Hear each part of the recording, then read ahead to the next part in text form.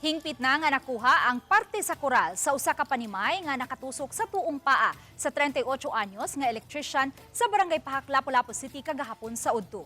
Kini ang gipahibaw ni Pahak Barangay Councilor Angelo Igot, Chair sa Committee on Infrastructure, kinsa bayaw usab sa naasoy electrician. Alas 8 kagabi nahuman ang operasyon ug kasamtangang nagpaalim na lang karon sa usa ka pribadong hospital ang naasoy electrician.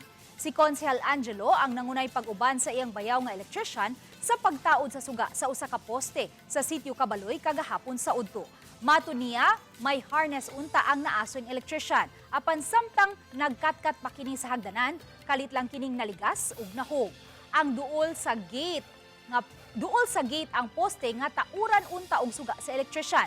Hinungdan nga didto nasangit ang iyang paa sa koral ug natusok sa hait nga parte sa koral.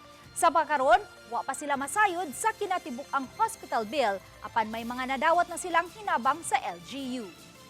Wala pa may idea ma'am, pero sa pagkakaroon, pasalamat lang ko daan sa barangay ni Captain John o sa ni Mayor Cindy o ni Kong Ahong sa ilang pasiunang financial assistance nga gipaabot sa kong bayaw.